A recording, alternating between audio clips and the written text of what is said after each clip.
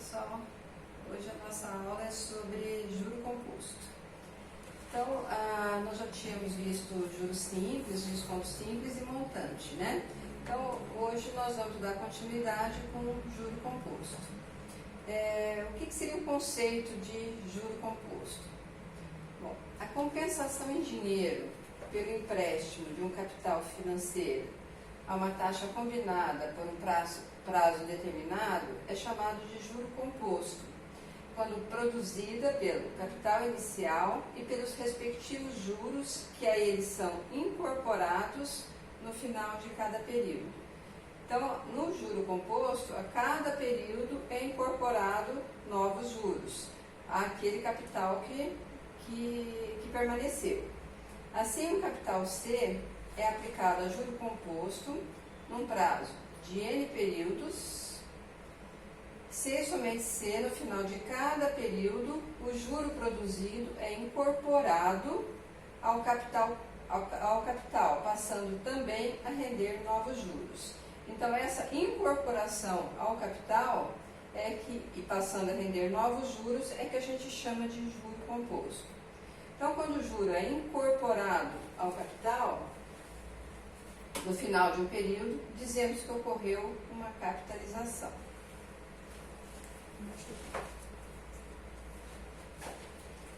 Então, aqui a gente vai ver um exemplo de uma situação como essa.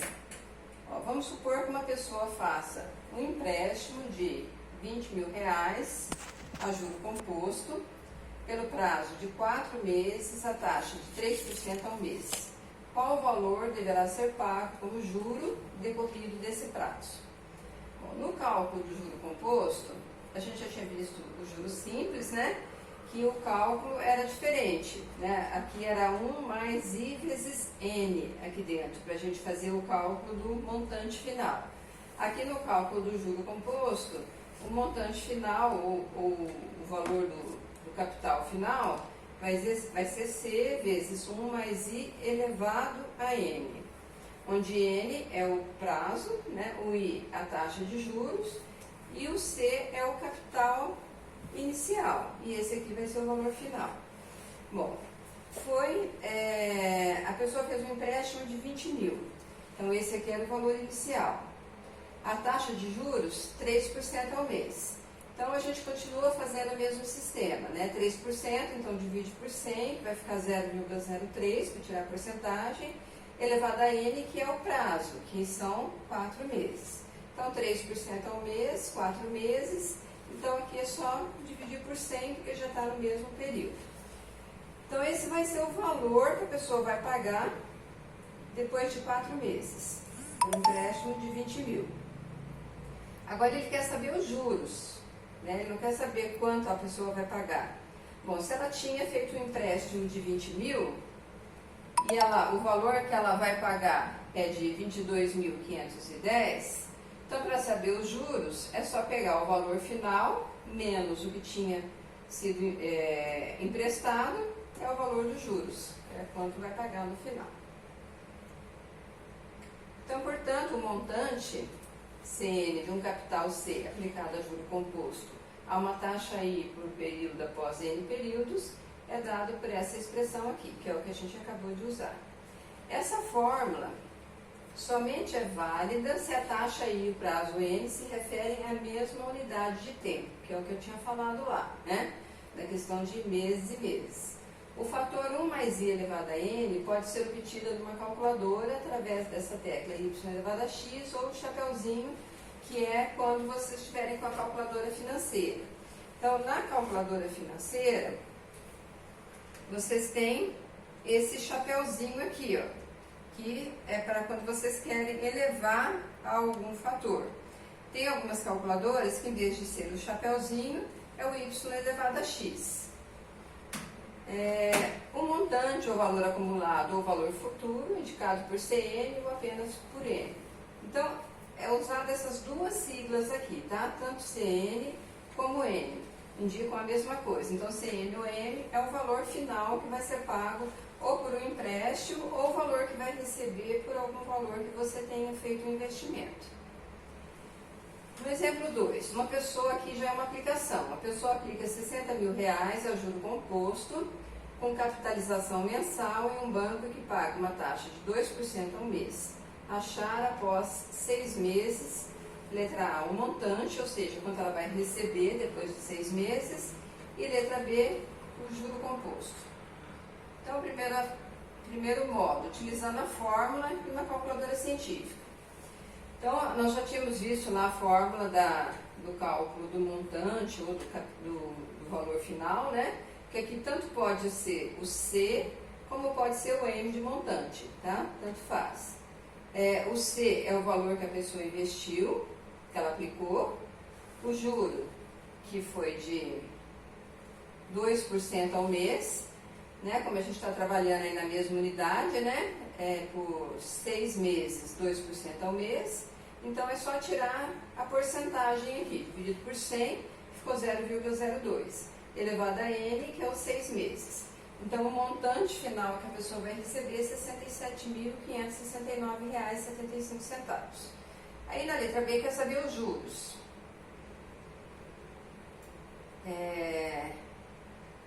Antes de ver os juros, vamos ver como é que a gente faria utilizando a calculadora financeira, né, para poder... para vocês fazerem esse mesmo cálculo aí, só que utilizando a calculadora financeira. Bom, vocês, exatamente essas letras que estão em negrito aqui, são as teclas que vocês vão ter que procurar aqui, que estão como primeira função na calculadora científica. Então, basta vocês digitarem, no caso aqui, vocês já tinham esses dados, né, que é o valor presente, que é o capital, que é o valor que a pessoa vai investir, a taxa de juros, que é 2%, o prazo pelo qual ela vai investir, que são 6 meses. E a gente quer saber quanto ela vai receber depois desses 6 meses, que é chamado também de valor futuro ou montante, tanto faz. Então, aqui na calculadora ele chama de valor presente, o capital, e de valor futuro, o que a pessoa vai receber, ou o que ela vai pagar. Então, para vocês saberem qual vai ser esse valor que ela vai receber ou que ela vai pagar depois de um tempo, então aqui vocês vão digitar os 60 mil, então vocês vão digitar aqui 60 mil, e aí, em seguida, o valor presente. Então, vocês vão procurar aqui na calculadora onde está a tecla do valor presente, que é o PV, que é a terceira tecla aqui de cima. Depois a taxa de juros, que é 2. Então, vai ser 2 e o I, que é a taxa de juros. Depois o prazo, que é 6. Depois o N, que é a primeira teclinha aqui de cima. Aí vocês querem saber o valor futuro. Então, vão apertar aqui o FV. Vai aparecer os R$ 67.569,75, que é o mesmo valor que nós tínhamos achado aqui em cima, fazendo pela fórmula. Tá? Bom, na letra B, estava pedindo o juro composto desses 6 meses. Bom, para saber o juro, é só fazer a diferença, né? Se a pessoa tinha feito um investimento de 60 mil e ela recebeu 67 mil, então 67.569 menos os 60 mil que ela tinha investido, ou o que ela recebeu de juro foi 7.569,75. Montante, a taxa variável. Então, pode ocorrer da taxa variar conforme o período. Você não tem uma mesma taxa durante todo o período de investimento ou todo o período de empréstimo. Então, essa fórmula C igual a C1 mais I elevado a N nos dá um montante de um capital aplicado no regime de capitalização composta a uma taxa I por período durante N períodos. O número N também indica o número de capitalizações que ocorrem no prazo de investimento. Aí, como está destacado aqui, há, entretanto, alguns investimentos onde a taxa é variável, ou seja, a cada período temos uma certa taxa.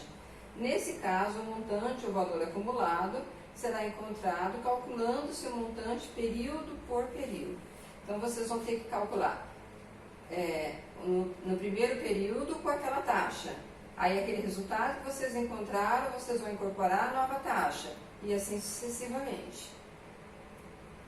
Então vamos ver aqui um exemplo. Uma pessoa deposita R$100.000 em uma instituição financeira que paga as seguintes taxas de juro composto: 6% ao mês no primeiro mês do investimento, 7% ao mês no segundo mês e 8% ao mês no terceiro mês. Qual o valor acumulado após os 3 meses de investimento? Bom, então vamos fazer o cálculo no primeiro mês. Para o primeiro mês, a taxa que a instituição financeira pagava era de 6% ao mês. O valor que ela estava depositando era de 100 mil. Então, 100 mil, a taxa de 6%, então vai dar 106 mil. Isso no primeiro mês. No segundo mês, a taxa de 8% ao mês. Bom, já tinha dado 106 mil no final do primeiro mês. Aí, esses 106 mil, aí já vai ser aplicada uma taxa de 7% ao mês. Então, aplicando a taxa de 7% ao mês, rendeu 113.420. No terceiro mês, a taxa já foi de 8% ao mês.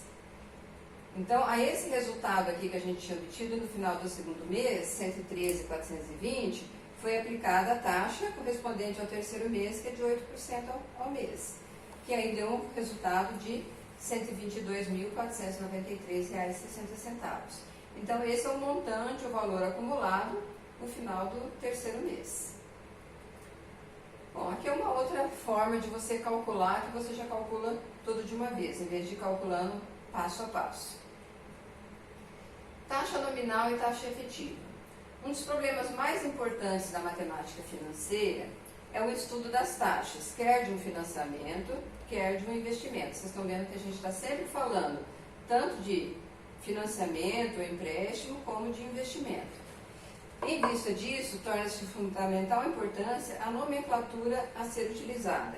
Uma taxa é nominal quando, necessitando mudar a unidade de tempo a que se refere, o fazemos obtendo uma taxa proporcional. Exemplo. Sendo a taxa de 180% ao ano uma taxa nominal, achar as taxas mensal e semestral correspondente. Bom, a taxa se a gente quer a taxa mensal correspondente, se é 180% ao ano e nós queremos mensal, só dividir por 12. Então, 180 dividido pelos 12 meses vai dar 15% ao mês. E semestral? Se a gente quer a taxa semestral, se é 180% ao ano, um ano tem 2 semestres, então vai ficar 180 por 2, vai ficar 90% ao semestre.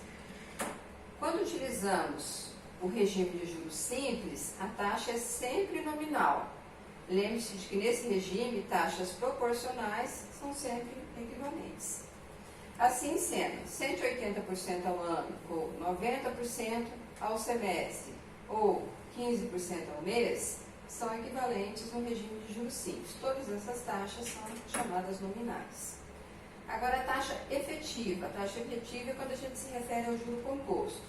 Então, uma taxa efetiva é quando se refere a juro composto, ou seja, tanto faz dizer que um capital foi aplicado a uma taxa efetiva de 9% ao mês, ou quando ele foi aplicado a uma taxa de 9% ao mês a juro composto. Então, quando falo em taxa efetiva ou juro composto, é a mesma coisa.